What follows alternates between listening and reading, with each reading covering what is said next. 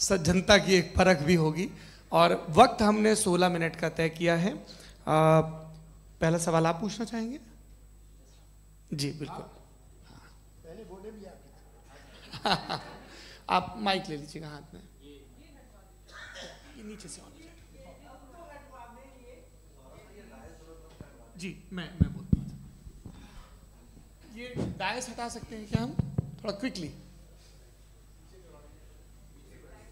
DISE पीछे कर दीजिए बस थोड़ा सा, है ताकि ये जो दाएं बाएं लोग बैठे हैं इसे हटा ही दीजिए। अब हम वहाँ तो जाने वाले नहीं, आराम से आराम से दोनों तरफ से हटा दीजिए।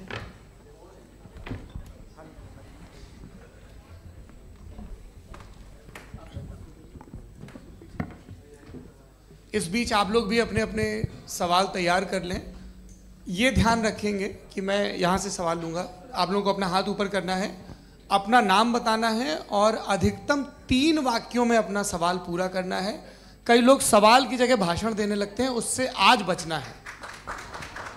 जी मुफ्ती साहब, पहला सवाल आपका, 16 मिनट हैं, हम दोनों लोगों के सवाल लेंगे। जी जी बहुत शुक्रिया। आपकी जो अभी बात हुई बहुत अहम थी, मैं इसको चाहूँगा कि आगे डिस्कस करूँ, लेकिन चूँकि अभी ये वो सेगमेंट है क्रॉस एग्जामिनेशन, तो सबसे पहला सवाल आपसे ये है कि जो मैं इतनी देर से कॉन्टिंजेंसी आर्ग्यूमेंट आपको बता रहा था, ये अकल से ही बता रहा था हजरत, आप ये बताएं कि आप इन्फिनिट रिग्रेस ऑफ कॉजेस को पॉसिबल मानते हैं या नेसेसरी बीइंग के एग्जिस्टेंस को सही समझते हैं? क्योंकि 2 ही ऑप्शन हो सकता है, आप ये बताएं।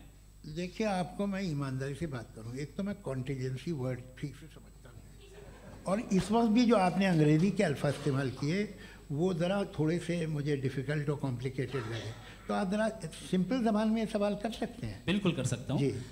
यूनिवर्स की हर चीज़ कॉन्टिंजेंट होने का मतलब ये है कि वो अपने एग्जिस्टेंस में किसी के ऊपर डिपेंडेड है। जो भी चीज़ डिपेंडेड होगी वो चीज़ इंडिपेंडेंट नहीं हो सकती, तो उसका कोई ना कोई कॉज होगा।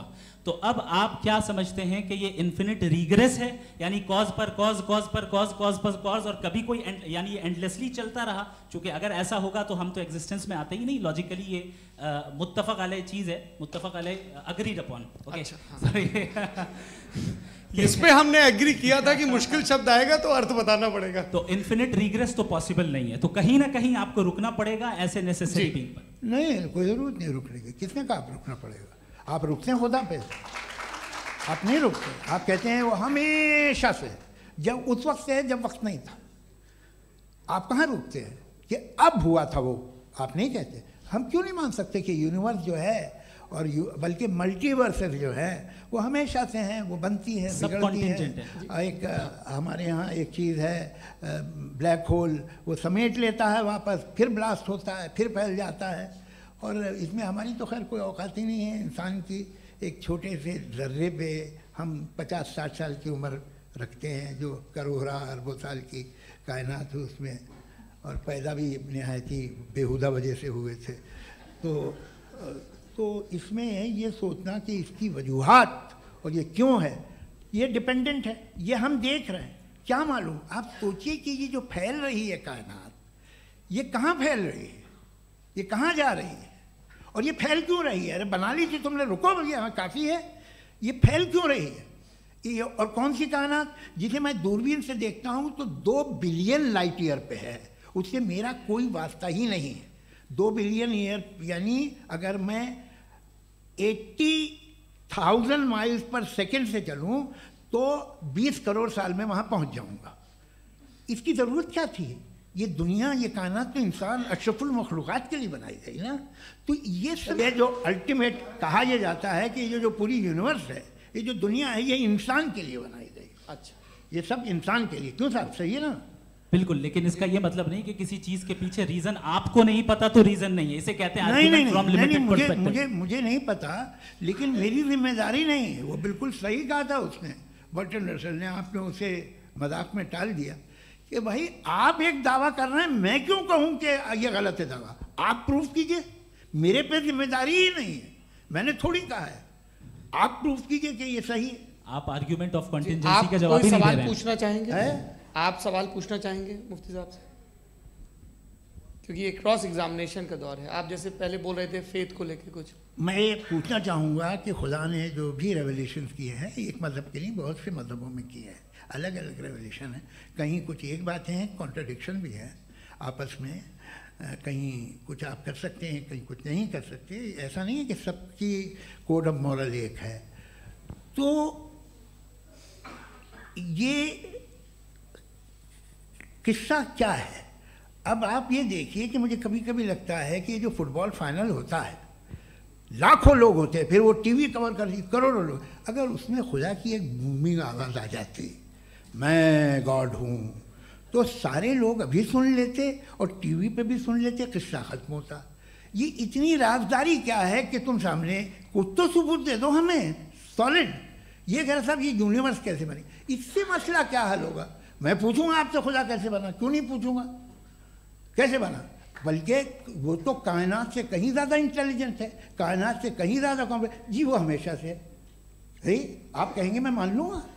अच्छा दोयम वो कादिर मुतलक, यानी कादिर मुतलक का मतलब ओमनीपोटेंट, वो जो चाहे कर सकता है, आपको नौकरी दिलवा सकता है, आपकी अच्छी जगह शादी करवा सकता है, आपके पड़ोसी का मुकदमा हरवा सकता है, आपको जिता सकता है, सब काम करता है। थोड़ा सा माइक क्लोज जी। वो इस दुनिया को चला कैसे रहा है? ये दुनिया कैसे चल रही है? आपको इस पर हैरत नहीं होती? या क़यामत के बाद कभी एक जस्टिस होगा, जब ये बच्चा मर चुका होगा जिसकी धज्जियाँ उड़ गई बम से, इसको इंसाफ मिलेगा तब? अच्छा अब जवाब दूं? हाँ दीजिए। मैं वही इसीलिए आप ही की तरफ आता। सबसे पहले आपने रेवलेशन और स्क्रिप्चर्स की बात की, इस पे मैं बात कर सकता हूँ, लेकिन आज नहीं करूंगा चूंकि वक्त कम है, कभी और इस पे डिस्कस करेंगे। मैं तैयार हूँ उस पे भी बात करने के लिए। ये अभी से राउंड 2 की भूमिका तय हो रही है। Does God exist round 2? जी चूंकि आज गॉड के एग्जिस्टेंस पे बात है, तो मैं उसी के रिलेटेड जो है आपके सवालात को एंटरटेन भी करूंगा और मैं भी पूछूंगा। आपने कहा कि आपने साबित ही नहीं किया, जबकि आर्ग्यूमेंट ऑफ कॉन्टिजेंसी बुनियादी आर्ग्यूमेंट है। आप मुझे कॉन्टिजेंसी का मतलब बताइए, आपका मतलब क्या? कॉन्टिजेंसी कॉन्टिजेंसी का मतलब यह हुआ कि हर वो वजूद जो किसी भी चीज का पाबंद है, हर वो वजूद या हर वो चीज जो अपने एग्जिस्टेंस में किसी भी चीज के पाबंद है और उससे बाउंड है, उसको उसकी ज़रूरत है, उस पर डिपेंड करती है, तो जाहिर सी बात है कि उसका कोई ना कोई कॉज होता है। ये तो अक्ल की बात है, ये आप रीजनिंग की बात करते हैं, मैं वही कर रहा हूँ। दूसरी चीज़ आपने ये बात कही कि इतने बिलियन लाइट ईयर्स दूर है, उसका मेरा क्या लेना देना। फिर मेरे ख्याल से आपको ये नहीं कहना चाहिए I think therefore I am an atheist. आपको सोचना चाहिए, सिर्फ आप एक लिमिटेड दायरे में रहकर नहीं सोचें, बल्कि बाहर निकलकर सोचें। आपने तीसरा सवाल किया, आपने 2-3 सवाल एक साथ। ऐसी बातें ना कीजिए, कुछ लोगों को इतराज हो जाएगा आप पे कि आप कुछ भी सोचिए। ये इजाज़त आपको है नहीं, मुझे है।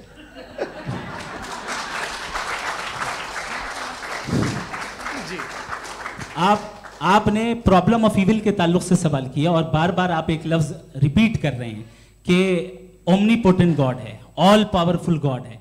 यही तो दरअसल समझना है कि गॉड का कॉन्सेप्ट क्या है। प्रॉब्लम ऑफ इविल जो है, प्रॉब्लम ऑफ इविल दर हकीकत 2 असम्पशंस पर कायम है। अगर आप इन 2 असम्पशंस को समझ जाएं तो ये प्रॉब्लम नहीं रहेगी, आर्ग्यूमेंट आपको समझ में आ जाएगी कि ये कोलैप्स कर जाता है। पॉइंट नंबर 1, यानी जो आपका सबसे पहला फॉल्स असम्पशन है कि गॉड मर्सीफुल है, ओमनीपोटेंट है, दुनिया में जुल्म हो रहा है। लेकिन आपको यह समझना चाहिए कि हमारे वर्ल्ड व्यू के मुताबिक गॉड सिर्फ ओमनीपोटेंट और सिर्फ मर्सीफुल नहीं है, बल्कि वो ऑल वाइज भी है और वो ऑल नोइंग भी है। उसके हर काम के पीछे हिकमत और विजडम है। ये कोई जरूरी नहीं है कि वो हिकमत और विजडम आपको समझ में आए या मुझे समझ में आए। अगर आप जो समझ रहे हैं उसके मुताबिक आप फैसला कर रहे हैं, ये लिमिटेड पर्सपेक्टिव से आर्ग्यूमेंट है। और इस चीज को हम अपनी दुनिया में, अपने लाइफ में, डेली लाइफ में इस प्रिंसिपल को एक्सेप्ट करते हैं। हम जब किसी डॉक्टर के पास जाते हैं, डॉक्टर के पास जाकर वो अगर उसने हमें कोई दवाई दी है, तो हम ये तो नहीं कहते कि जब तक आपके पास जितना नॉलेज और जितना विजडम नहीं है, आपने क्यों ये दवाई दी है, तब तक हम इस चीज को एक्सेप्ट नहीं करेंगे।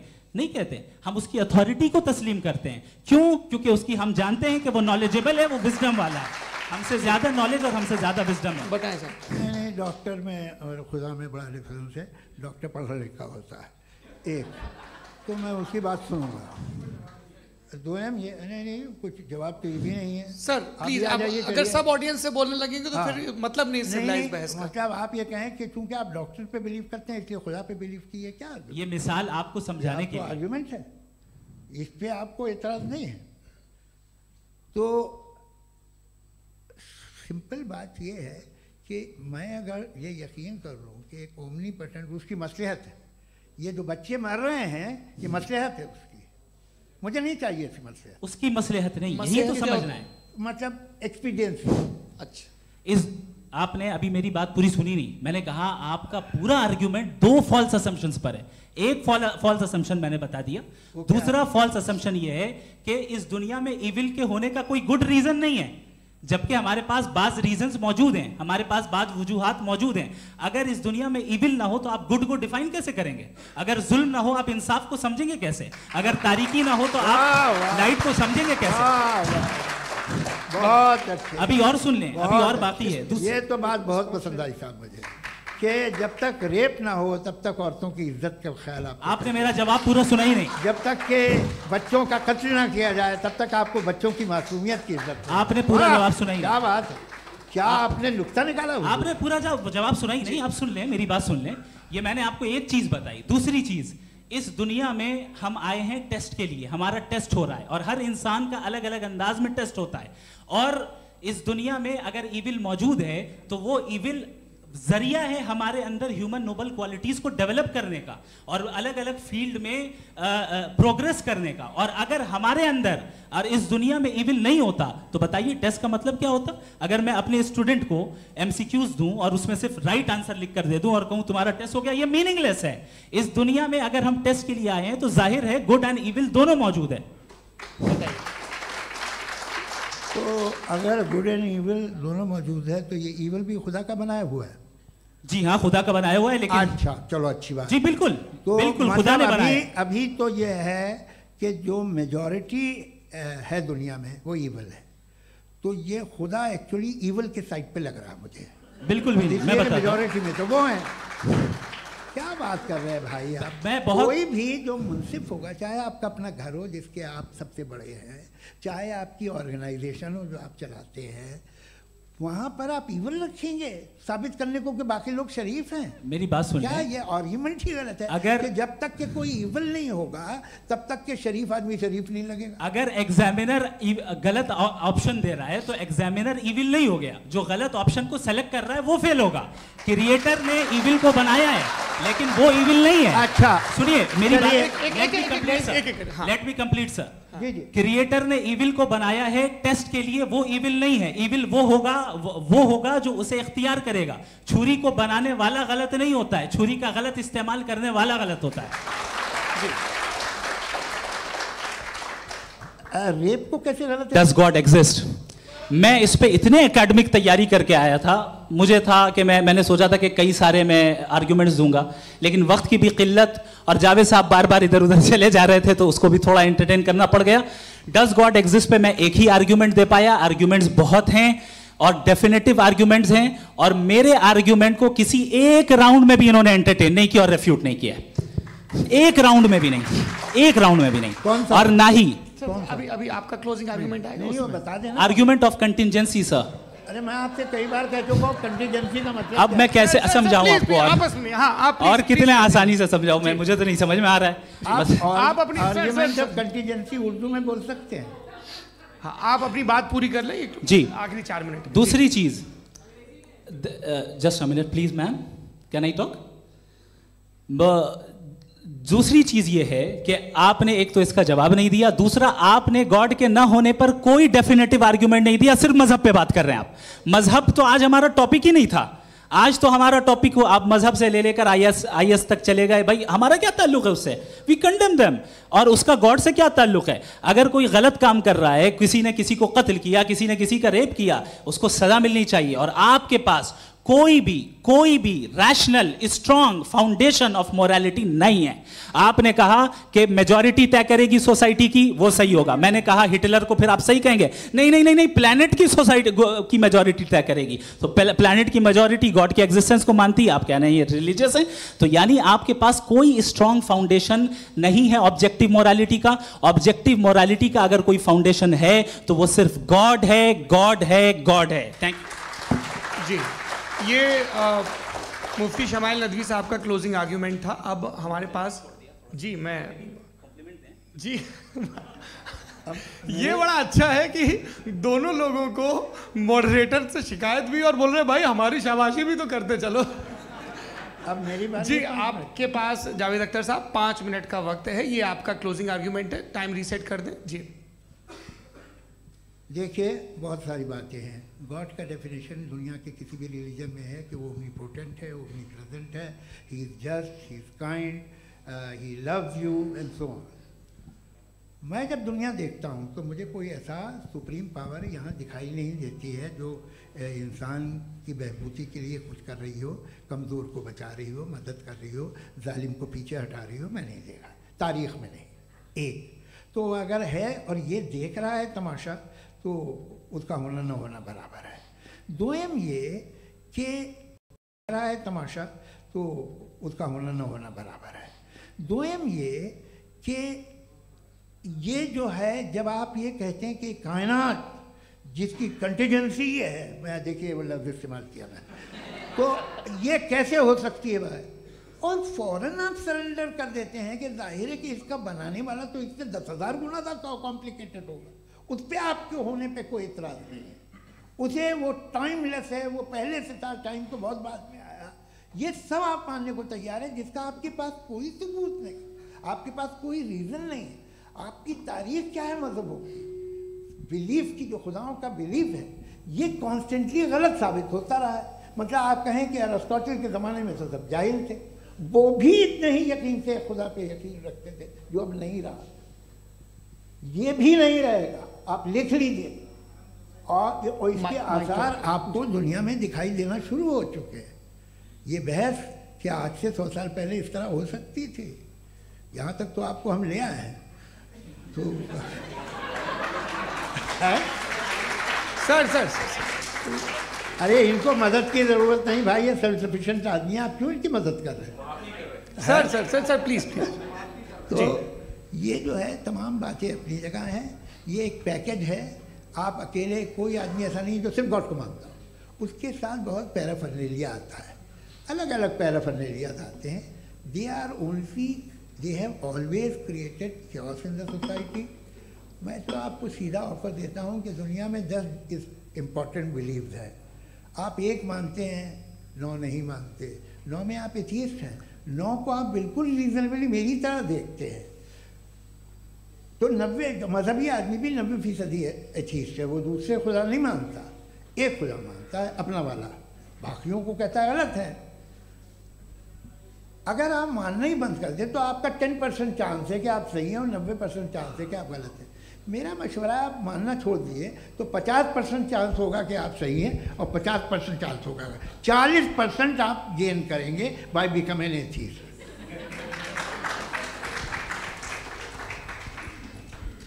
ये एक फरसूदा ख्याल है, ये ख़त्म हो रहा है। हो सकता है मेरी ज़िंदगी में ना हो, लेकिन ये हो जाएगा। जो बातें ये इनको आप मेटाफिज़िकल ये वो ऐसे रिस्पेक्टेबल टर्म दे दिए, ये तो उन लोग के हैं जिन्हें ना फिज़िक्स मालूम थी ना मेटा मालूम था, ये उन्होंने आपको दिए हैं। जी बहुत शुक्रिया आप दोनों लोगों का। और अब इस बातचीत का आखिरी राउंड शुरू होगा, डज गॉड एग्जिस्ट की ये बहस मुफ्ती शमाइल नदवी और जावेद अख्तर साहब के बीच। आप लोग अपने अपने हाथ ऊपर करेंगे, मैं यहाँ से तय करूँगा। और माइक हमारे पास है क्या? एक ही माइक है ऑडियंस के लिए? 2 माइक है, एक इस तरफ एक इस तरफ, ठीक है। तो जी सबसे पहले हमारी सहयोगी है मारिया शकील जी, पूछिए सवाल। थोड़ा सा रुकेंगे ताकि कैमरे का फ्रेम आप पर आ जाए, आपकी तो प्रैक्टिस है टीवी की। जी नदवी साहब, मैं खुदा को मानती हूँ, पहले मैं इसी प्रमाइस से शुरू कर रही हूँ और ये बता रही हूँ आपको, मैं मानती हूँ। लेकिन कुछ सवाल हैं जो जावेद साहब ने उठाया, उसका जवाब आपको देना चाहिए। पहला सवाल ये कि गज़ा में सालों से छोटे बच्चे मर रहे हैं, वो उनको अगर खुदा मर्सीफुल है, हम मानते हैं कि अल्लाह ताला में बहुत ताकत है, तो वो बच्चे क्यों मर रहे हैं? दूसरी बात ये कि अगर कंटिजेंसी की जो आप बात करते हैं, पूरे मुस्लिम ममालिक मिल करके भी उन गज़ा के बच्चों को क्यों नहीं बचा पा रहे हैं? क्योंकि अगर वो चाहते, क्योंकि अल्लाह ताला उन पर हुकूमत करते हैं, सब पर हुकूमत करते हैं, तो वो उनको क्यों नहीं बचा? जी, thank you. Thank you very much. बहुत अच्छा किया आपने, इस चीज़ को जिक्र कर दिया। मैं इसको और अच्छे से एक्सप्लेन करने की कोशिश करता हूँ। देखें, जहाँ तक आपने कहा कि गज़ा के बच्चों को मारा जा रहा है, देखें दो वर्ल्ड व्यू है, एक एथीस्टिक वर्ल्ड व्यू, एक थीस्टिक वर्ल्ड व्यू है। बच्चे मर रहे हैं दोनों वर्ल्ड व्यू में, लेकिन हमारा वर्ल्ड व्यू कह रहा है कि रिकॉम्पेंस है, ये कह रहे हैं कि उनका मरना बेकार जाने वाला है, कोई उसका रिकॉम्पेंस नहीं है, चूंकि इनके यहाँ आखिरत और अल्लाह का कोई तसव्वुर या गॉड का कोई तसव्वुर नहीं है। आपने ये सवाल किया कि गॉड मर्सीफुल है, क्यों नहीं रोकता? ये मैंने बताया कि ये मिसकंसेप्शन है लोगों के दरमियान कि गॉड को सिर्फ मर्सीफुल और ओमनीपोटेंट समझते हैं। गॉड के सिर्फ यही दो एट्रीब्यूट्स नहीं हैं, गॉड के कई सारे एट्रीब्यूट्स हैं, उनमें से अल हकीम भी है, उनमें से ऑल वाइज भी है, ऑल नोइंग भी है। लिहाजा अगर इस दुनिया में किसी को तकलीफ आ रही है और गॉड उसको नहीं रोक रहा है, वो इसलिए नहीं रोक रहा है चूंकि इंसानों को फ्री विल दिया गया है। ठीक इसी तरीके से अगर एक डॉक्टर किसी छोटे बच्चे को इंजेक्शन लगा रहा है, उसे तकलीफ पहुंच रही है, उसके लिमिटेड पर्सपेक्टिव के एतबार से ये गलत हो रहा है। Cold day, isn't it? Yes, it is more cold today. Perspective के एतबार से ये गलत हो रहा है और डॉक्टर बुरा है। लेकिन जब आप ब्रॉडर पिक्चर को देखेंगी, आपके और हमारे पास सिर्फ एक पिक्सल है, हमें इतना नजर आ रहा है कि गजा में कत्ल हो रहा है, लेकिन इसके पीछे कितना रिकॉम्पेंस उनको मिलने वाला है, पूरा पिक्चर गॉड के पास है। तो एक पिक्सल से आप पूरे पिक्चर को कभी भी जज नहीं कर सकती। आप इसमें कुछ जोड़ना चाहेंगे? आपको कुछ बोलना है इसमें? भैया आपने बहुत अच्छा जस्टिफिकेशन दिया। या आप वो जो वहाँ के प्राइम मिनिस्टर इजराइल के उन्हें भेजिए, वो बहुत खुश होंगे। आप जस्टिफिकेशन दे देना कि अगर गॉड नहीं है तो बच्चे क्यों मर रहे हैं, आप बताएं। वो ये सवाल पूछ रहे हैं कि अगर आप ईश्वर का अस्तित्व नहीं मानते हैं तो उन बच्चों की मौत को आप कैसे इंटरप्रेट करते हैं?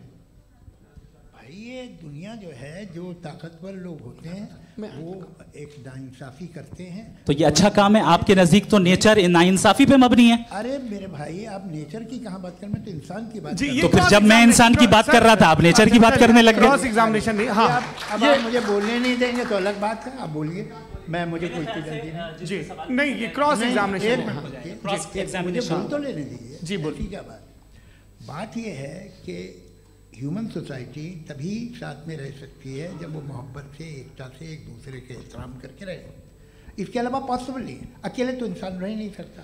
वहाँ पर कुछ लोग हैं जो फाउल करते हैं, वो फाउल हमेशा से तारीख में होता आया है। आज ये हो रहा है, जो हो रहा है बहुत बुरा हो रहा है, बहुत जालिमाना है, बहुत जाबराना है।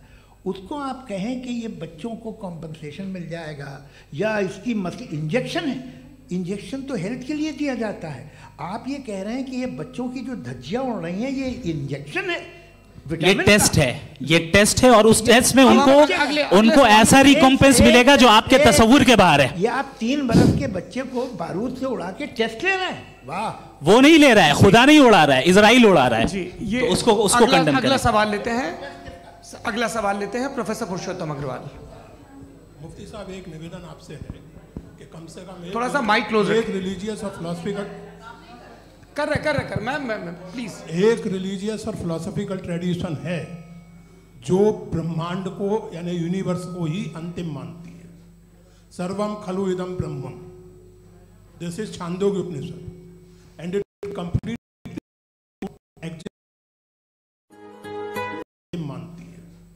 सर्वम खलु इदम ब्रह्मम, this is Chandogya Upanishad and it completely rules out the existence or necessity, आपके शब्दों में necessity of a creator, the creation itself is the creator। तो एक मिनट प्लीज। दूसरा जो सवाल आपने अभी जो आप बार बार कह रहे हैं कि भगवान विद्वान भी है, वाइज, सब जानने वाला, तो अगर विजडम में दुनिया भर के पापों और अत्याचारों को बर्दाश्त करना शामिल है, तो फिर इसका मतलब ये हुआ कि अगर मैं फ्री विल से उसको अपोज करता हूँ तो ईश्वर की विजडम और मेरी फ्री विल में कॉन्ट्राडिक्शन है। Because when I am opposing whatever is happening in Gaza, then I am opposing the God's will और गॉड्स विजडम। जवाब लेते हैं क्योंकि तो गॉड की विजडम में, एक मिनट सर प्लीज सर, ये एक जुमला, गॉड की विजडम है कि गाजा में जो कुछ हो रहा है वो हो रहा है, मैं उसका अपोज कर रहा हूँ, तो मैं गॉड की विजडम के खिलाफ जा रहा हूँ। एक सवाल। दूसरा ये नहीं आपने दो ऑलरेडी सर आप और सवाल कर लें, लेकिन मुझे दो जवाब दे पहले आपने ये कहा, सुनिए मेरी बात सुनिए। इजराइल के गॉड के मुताबिक तुम्हारा ठीक हो रहा है ना? नहीं हो रहा है, ठीक नहीं हो रहा है, मैं बता रहा हूँ क्या हो रहा है। आप तशरीफ रखिए, मैं बता रहा हूँ क्या हो रहा है। Late me complete please. एक सेकंड गाइस, एक सेकंड। ये देखिए ऐसा है कि ये सब बड़ा आपस में विचार विमर्श के बाद ये तय हुआ था कि कुछ नियम बना लिए जाएं ताकि एक टाइम बाउंड बातचीत चले। और भाई साहब आप बड़ा जरूरी काम कर रहे हैं, लेकिन कैमरे के फ्रेम में आके उस काम को गड़बड़ कर दे रहे हैं। ठीक है गुरु, अब मेरे को कहीं का गुस्सा कहीं निकालना था, सॉरी। नहीं कोई गुस्सा नहीं है जी। तो प्रोफेसर ने सवाल पूछे, आप उनके जवाब दें, और थोड़ा ये सब लोग थोड़ा ख्याल रखें भाई, सवाल संक्षिप्त रखें जी। आपने दो सवाल किए। सबसे पहला ये कहा कि हमारे पास ये कॉन्सेप्ट है कि ये यूनिवर्स खुद नेसेसरी बीइंग है, creation itself is the creator. How irrational is this कि मैं एग्जिस्ट करूंगा बाद में, लेकिन अभी एग्जिस्ट कर भी रहा हूं, यानी एक ही टाइम में एग्जिस्ट भी कर रहे हैं, नहीं भी कर रहे हैं। This is not true. दूसरी चीज आपने कहा कि अगर इजराइल में सॉरी माफ कीजिएगा, Israel doesn't exist, occupied Palestine में अगर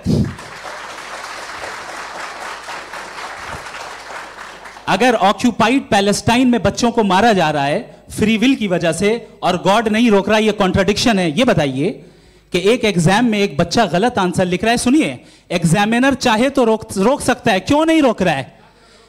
ये कॉन्ट्रडिक्शन है, ये कॉन्ट्रडिक्शन नहीं है। सर माइक नहीं सर, ये आपस में जी, ये क्या आपका सवाल? माइक दीजिए। फ्री विल दिया गया है टेस्ट के लिए, अकाउंटेबिलिटी के लिए। अगर फ्री विल नहीं होता तो आप कहते हैं हमें रोबोट बना दिया गया। नॉट मिसरिप्रेजेंट माय पोजीशन, आपकी जो भी पोजीशन, मैं अपनी फ्री विल के नाते, अपने ह्यूमन विजडम के नाते गाजा में हो रही अत्याचार का विरोध करता हूं। बिल्कुल करना चाहिए। आपके हिसाब से मैं गॉड की विजडम का विरोध कर रहा हूं? बिल्कुल नहीं, जो हो रहा है गॉड, बिल्कुल भी नहीं, बिल्कुल भी नहीं। उसका वहां पर गाजा में कत्ल होना ये इंसानों के गलत इस्तेमाल का नतीजा है, फ्री विल के इस्तेमाल का नतीजा है। गॉड इसका हुक्म नहीं देता, उससे रोकता है। यही तो मसला है ना, आपके लिए कॉन्सेप्ट क्लियर नहीं नहीं भाई, आपने तो बताया था इंजेक्शन लगाने से बच्चे को तकलीफ होती है, ये इंजेक्शन लगा। सर आप ऐसे रेटोरिक स्टेटमेंट दें तब तो कोई मसला नहीं समझते रहेंगे। This is a rhetoric statement, this is not a logical argument sir. I am sorry, I am sorry. आखिरी 30 मिनट बड़े मुश्किल होने वाले हैं जी। मुफ्ती साहब आगे बैठे हैं, इनको माइक दीजिए। हाँ तरुण, माइक आप अपने पास रखिए, आपको कैमरे का फ्रेम पता है जी। सबसे पहले दोनों को मुबारकबाद। एक सर अपना आप नाम बता दें। आप अमेरिका में शिकागो में रहते हैं, इतना मुझे याद है। बताया आपको, यासिर नदीम अलवाजदी मेरा नाम है। जावेद सर आपसे एक क्वेश्चन है इन्फिनिट रिग्रेस के ताल्लुक से। एक हाइपोथेटिकल सिनेरियो है, मसलन अगर आप सर माइक थोड़ा सा प्लीज, मसलन अगर आप सर माइक थोड़ा सा प्लीज क्लोज रखिए। ओके जी। अगर आप शायर इसलिए हैं कि आपके कोई उस्ताद शायर थे, और वो इसलिए शायर थे कि उनके कोई उस्ताद शायर थे, और इसी तरीके से हम माजी में पीछे चलते चलते चले जाएं और कहीं ना रुके, तो माफ कीजिएगा आप कभी शायर नहीं हो सकते। लेकिन आप शायर हैं, आपका शायर एग्जिस्ट करता है, इसका मतलब ये है कि आप कहीं ना कहीं रुके हैं। तो मेरा सवाल ये है कि क्या आप इन्फिनिट रिग्रेस ऑफ कॉजेस को लॉजिकल फैलेसी मानते हैं या नहीं मानते? हाँ या ना? मैं इन्हें लॉजिकल फैलेसी नहीं मानता हूँ, लेकिन मेरा प्रॉब्लम यह है कि जब मैं नहीं मानता हूँ तो I will continue with this logic जो फैलेसी नहीं हो। आप एक जगह रुक जाते हैं जाके, आप कहते हैं ये गेंद कैसे बनी, ये जजीरा कैसे बना, ये समंदर कैसे बना, ये ज़मीन कैसे बनी, और अचानक गॉड पे जाके आपको ब्रेक लग जाता है। एक बार आप सवाल नहीं करते कि भाई इनको बनाने वाला तो इनसे भी कॉम्प्लिकेटेड होगा, वो कैसे बना, उसके बारे में आपने इत्मीनान कर लिया, वो हमेशा से है। तो अगर आप उसे हमेशा से मानते हैं तो फिर ये मान लीजिए कि कायनात हमेशा से, क्या तकलीफ? फिर हम वजूद में नहीं आते जी हैं, हम मौजूद नहीं। अच्छा सर क्यों नहीं होता? मैं बताऊँ प्लीज। जैसे मैंने मिसाल दी आपके शेर, आपका शेर कभी वजूद में ना आता अगर शायर इसी तरह चलते रहते हमेशा। जी माइक मेरे ख्याल से एक इन्फिनिट रिग्रेस का कॉन्सेप्ट क्लियर नहीं हो पाया, ऐसे रहने दें, लेट्स मूव ऑन सर। ठीक है। हाँ थोड़ा सा मॉडरेटर का भी ख्याल रखें। नहीं आपने तो रखा है, आपने रखा है। यहाँ पे गौहर रजा साहब हैं, वो भी एक सवाल पूछना चाहते हैं। माइक यार नीचे से ऑन कर दिए नीचे। पहले तो ये कह दूं कि मैं उन बच्चों से शर्मिंदा हूं जिनको गज़ा में कत्ल किया गया, क्योंकि हमारे होते हुए कत्ल किया गया। लेकिन उससे ज़्यादा शर्मिंदगी इस बात से हुई कि मुझे लगा कि मुफ्ती साहब उसको जस्टिफाई कर रहे हैं।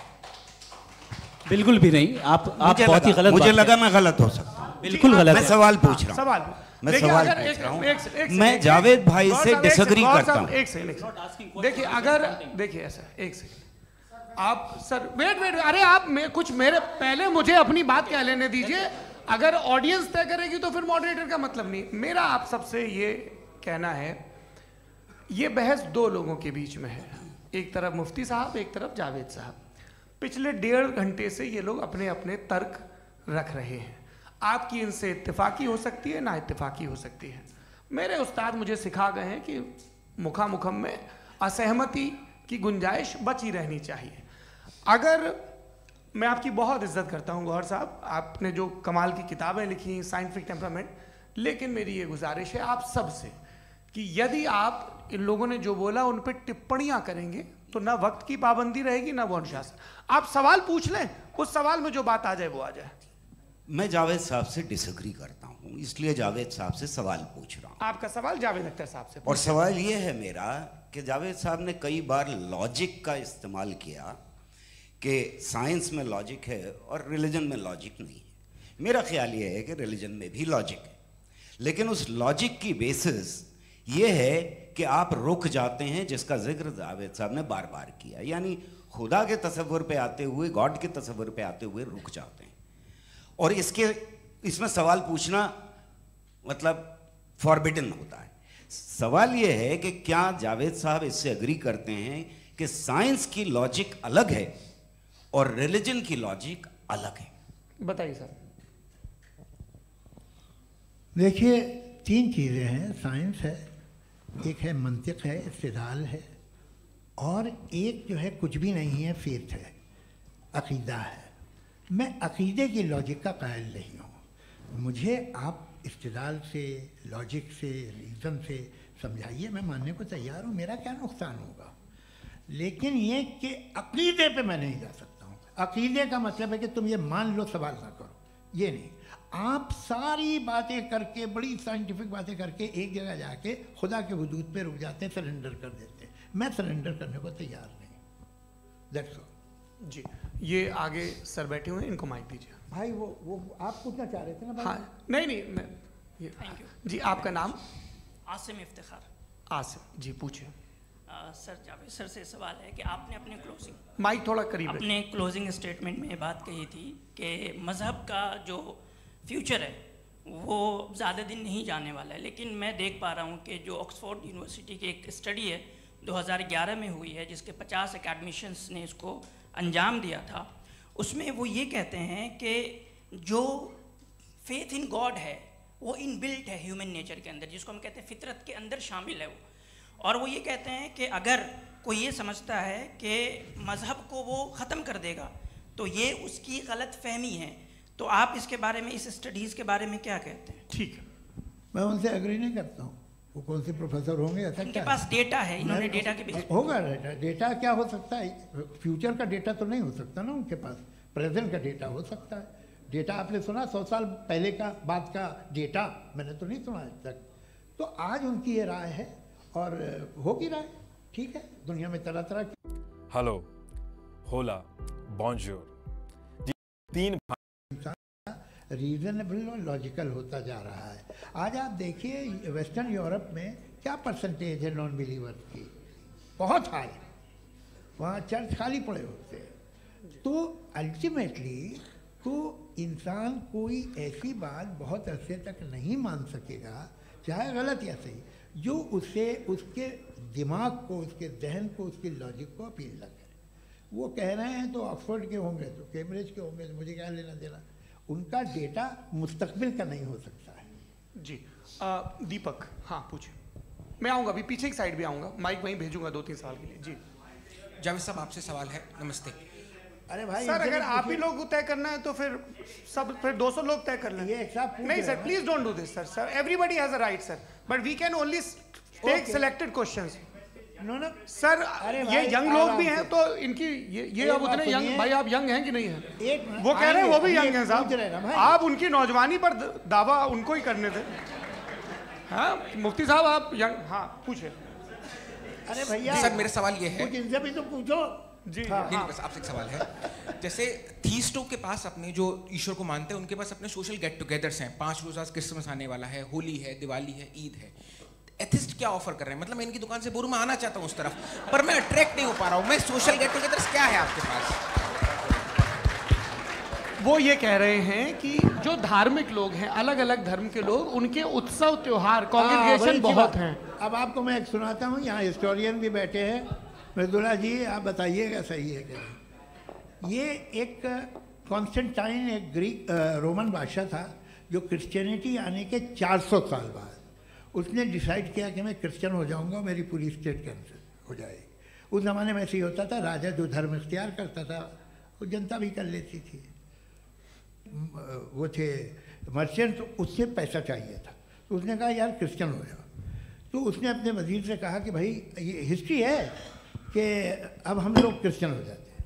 पहले सर हो जाएंगे, कोई प्रॉब्लम नहीं है, लेकिन एक प्रॉब्लम ये है कि 17 दिसंबर से 25 दिसंबर तक जो पेगन फेस्टिवल होता, जो पेगन जो फेस्टिवल होता है वो बंद हो जाएगा, इसलिए कि हम क्रिश्चियन हो गए तो होगा नहीं। तो वो बच्चों को बहुत बुरा लगेगा, पब्लिक को बहुत इन्जॉय करते हैं, खासतौर से 25 को मेन डे। उसने कहा हाँ ये तो सही कह रहे हो, ये जीसस क्राइस्ट की पैदाइश कब थी? पहले साहब वो अप्रैल में थी। नहीं कट करो, वो 25 दिसंबर को है। ये हकीकत है जी। और 400 साल बाद क्रिश्चियनिटी के अप्रैल से दिसंबर ले आए, और इसलिए कि यहाँ पेगन फेस्टिवल होता था। अब मनाते हैं आप आराम से। ये जो सारे फेस्टिवल हैं ये रिलीजन से, हर एक को एक इंटरटेनमेंट डिपार्टमेंट चाहिए होता है अपनी कंपनी चलाने के लिए। तो ये रिलीजन ने, ये सेकुलर त्यौहार थे जिन्हें रिलीजन्स ने ले लिया है। ये मौसम के थे, फसलों के थे, किसानों के थे, उसको आपने लेकर रिलीजियस रंग दे दिया। ये कोई रिलीजन से थोड़ी आए आप। अच्छा हमें देखिए, हम तो मुल्द हैं, हम ईद मनाते हैं, हम दिवाली मनाते हैं, हम होली मनाते हैं, हम क्रिसमस मनाते हैं। बम्बई की फिल्म इंडस्ट्री की सबसे बड़ी होली हमारे घर में होती है, सबसे बड़ी ईद हमारे घर में होती है। वो हमारी सोशल वो है, हमारा हेरिटेज है। ऐसा थोड़ी है कि we will throw the baby along with the water. ये तो अच्छी चीज़ है, इन्हें रखो, जो बेकार है फेंक दो। जी हाँ हेलो जी, मेरा सवाल नादवी जी से है। जैसा कि आपने बोला कि गॉड टाइम के भी परे हैं, और गॉड इतनी कॉम्प्लेक्स चीज़ है कि उसे ह्यूमन माइंड समझ नहीं सकता, और गॉड ने अर्थ पे फ्री विल भी दे दी है। तो आप अपना वक्त ज़ाया क्यों कर रहे हैं गॉड के बारे में बात करके? अपन को तो बात करनी चाहिए कि सोसाइटी को बेहतर कैसे करें। जी, मैं गॉड वही बताता है सोसाइटी को कैसे बेहतर करें। अभी मैं आपका जवाब देता हूँ। आपने कहा कि टाइम पे वो एग्जिस्ट नहीं करता, सो नहीं, मेरा सवाल ये है कि जैसा आपने बोला कि गॉड बहुत ही कॉम्प्लेक्स चीज है। मैंने कहा ही नहीं कि कॉम्प्लेक्स है, तो आपके अल्फाज हैं। कॉम्प्लेक्स का लफ्ज गॉड के लिए सुइटेबल नहीं है। क्यों?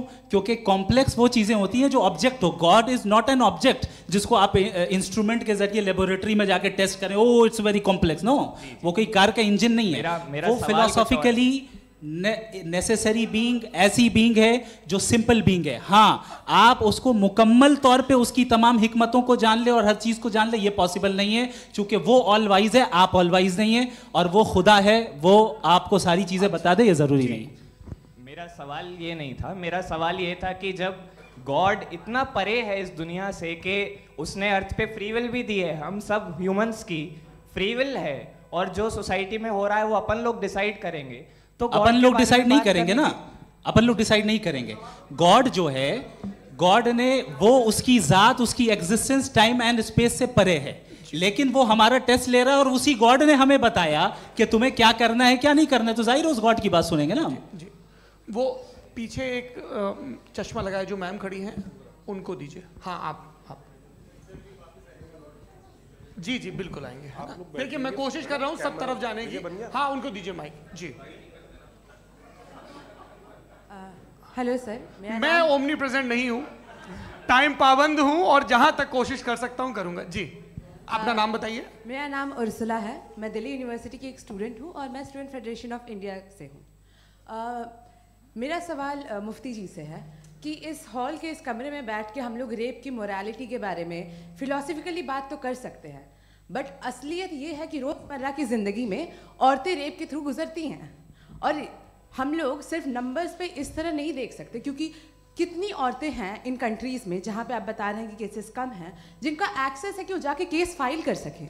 कितनी औरतें हैं जो जिनको काम करने की आज़ादी है उन कंट्रीज़ में। यूरोप में ये आज़ादी आ गई, यूरोप में ये रूल्स आ गए, तो हम आज उसके बारे में बात कर पा रहे हैं। जी, जवाब।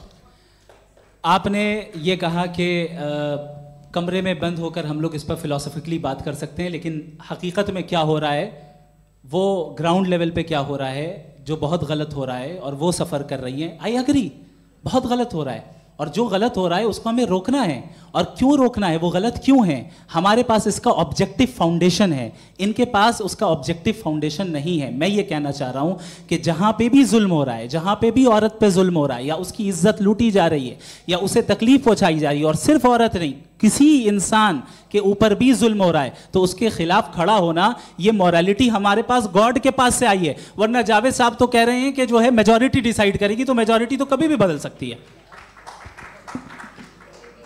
क्या आप हाँ। ये थोड़ी सी आपको गलतफहमी है। मैं अगर मेरे जुमले से ये मदना निकला या मैंने कहा तो ये जुमला मैं वापस लेता हूँ, ये मेरा मतलब ही नहीं था कि मेजॉरिटी डिसाइड करेगी। मेजॉरिटी डिसाइड करे तो दुनिया में बड़ी, वैसे आपने कहा था ये जुमला। अच्छा, हो सकता है, मैं मान रहा हूँ, बाद में रिकैप कर लेंगे। अरे एक सेकंड, मैं अपनी एक्सप्लेनेशन दे रहा हूँ। मुनासिब बात यह है कि हम सब के सब दिल में जानते हैं कि क्या अच्छा है क्या बुरा है, हमें पता है अच्छी तरह से। जो लोग बुरे काम करते हैं उन्हें भी मालूम अच्छा क्या है। यही तो सवाल था हजरत कि फिर ये मोरालिटी आई कहाँ से? Cross examination. हाँ जी, हाँ। मोरालिटी साथ रहने की डिजायर से आई, यानी साथ रहकर जो कुछ कह दे, जो कुछ कर दे, वो हो जाएगा? नहीं नहीं, तो आप कायदे से रह ही कर सकते हैं जब तक लोगों में मोरालिटी हो, वरना क्यास हो जाएगा। ये आपको कैसे पता? जी, हमने देखा ना, जहाँ मोरालिटी का क्यास हो गया, हम देखते हैं। कहाँ पे देखते भाई? तो दुनिया में आप जो कह रहे हैं, आप कहीं पे अगर गलत हो रहा है तो उसको आप गलत देखिए। आप एपिस्टेमोलॉजी की बात कर रहे हैं, मैं ऑन्टोलॉजी की बात कर रहा हूं। मैं इस बहस फाउंडेशन आप दोनों लोगों को चाय पे होस्ट करूंगा, वहां पे क्रॉस एग्जामिनेशन कर लीजिएगा। अभी ऑडियंस का हक मार रहे हैं आप लोग भाई, सर जस्ट लोग हैं आप लोग। और ये भाई ये हाँ, उधर आएंगे, जी सर आएंगे। अच्छा सर, मेरा नाम लईकुर रहमान है और मैं अलीगढ़ मुस्लिम यूनिवर्सिटी का स्टूडेंट हूँ।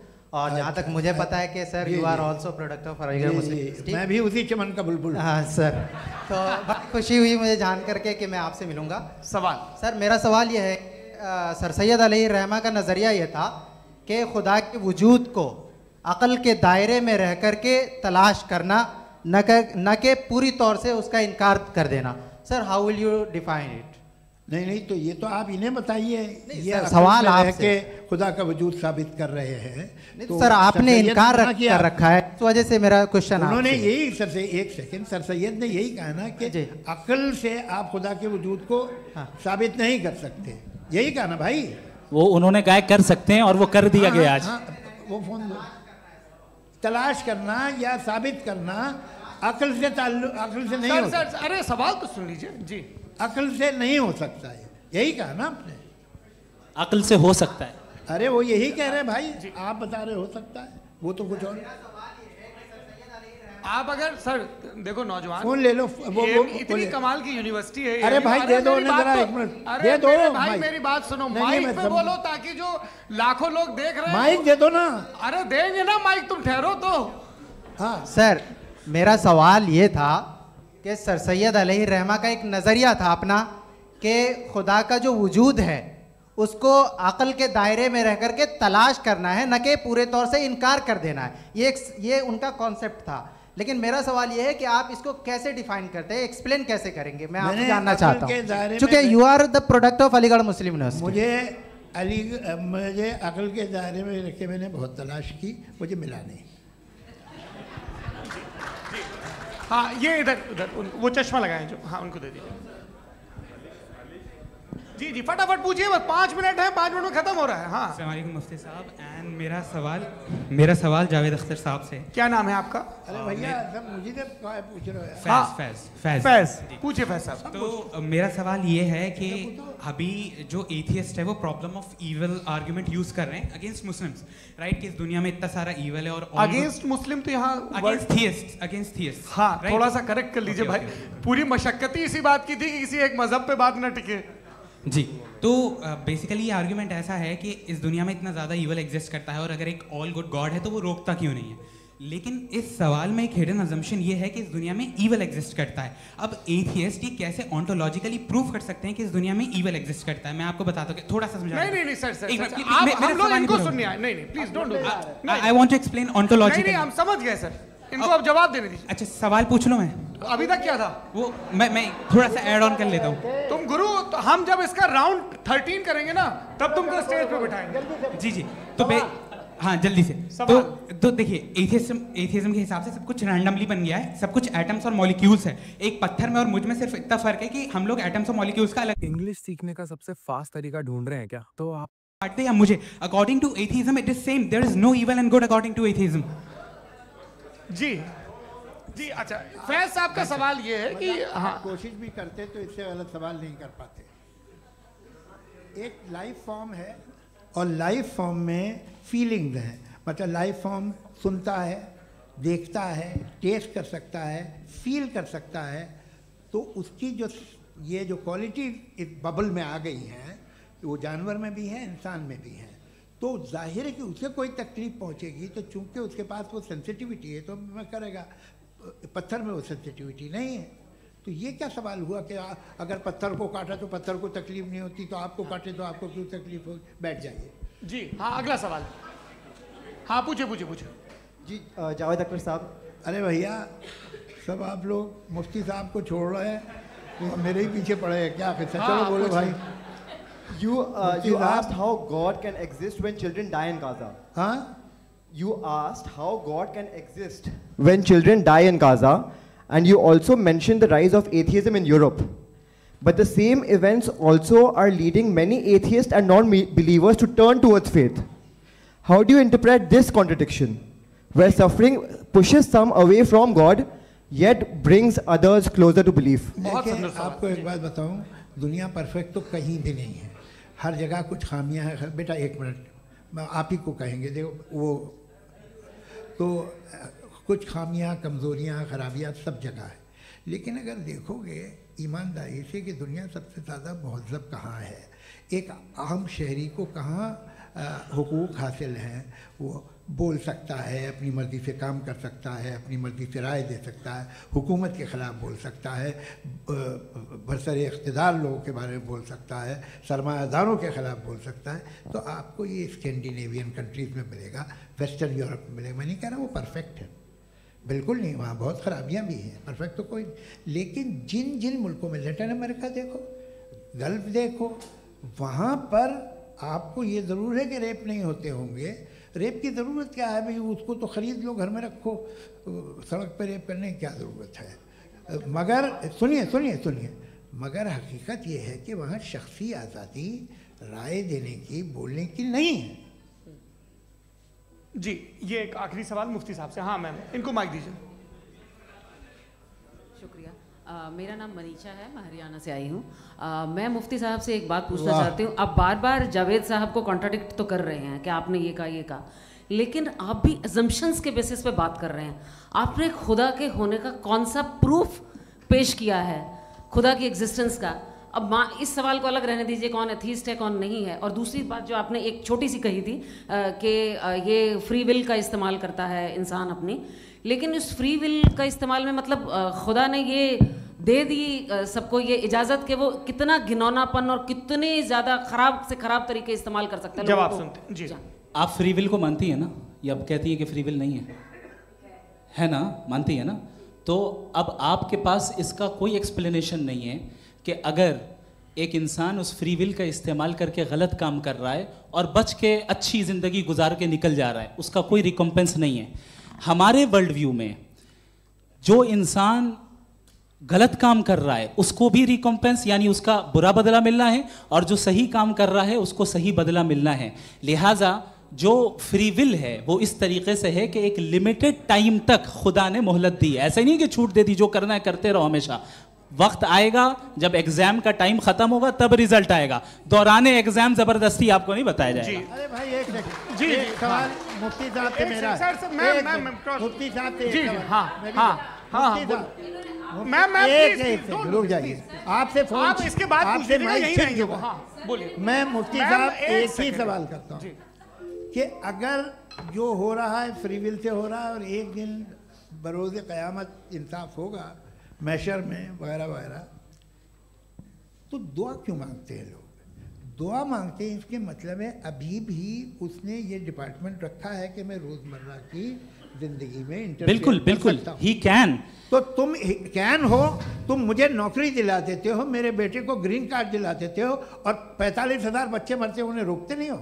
नहीं तो क्या आप ये कह रहे हैं कि इस दुनिया में जालिमों को कभी पकड़ ही नहीं होती है? अरे जो भी पकड़ होगी वो बच्चे रोते हैं। बिल्कुल, देखें मैंने अपने ओपनिंग स्टेटमेंट में यही कहा था कि जनाब जावेद साहब सिर्फ इमोशनल आर्गुमेंट देंगे। This is an emotional argument. ये छोटे मोटे इसके पीछे का रीजन मैंने बताया क्या है, इसके पीछे का विजडम क्या है मैंने बताया। मंच से आप लोगों को सज्जनों इसलिए कह रहा हूं ताकि थोड़ा सा आपके कॉन्शियंस पे जोर रहे कि आपको ऑर्डर बचा के रखना है। वक्त तय हुआ था, ये वक्त पूरा हुआ, आपने इतने धैर्यपूर्वक सुना, मैं आप सबका बहुत बहुत शुक्रगुजार हूं। यदि इन दोनों विद्वानों की इच्छा होगी तो कभी हम इस बातचीत का राउंड 2 राउंड 3, यही तो देखिए खूबी है इंसान की कि बहस मुबाहसे में वो पड़ा रहता है। आप लोगों ने बड़े धैर्य का परिचय दिया, बहुत बहुत शुक्रिया। इसी के साथ ये बातचीत आप लोग को मैं एक बात बता दूं, ये सारी बहस हो गई, अब मुफ्ती साहब और बड़े मुफ्ती साहब इन साथ के साथ मैं खाना खाने वाला हूँ।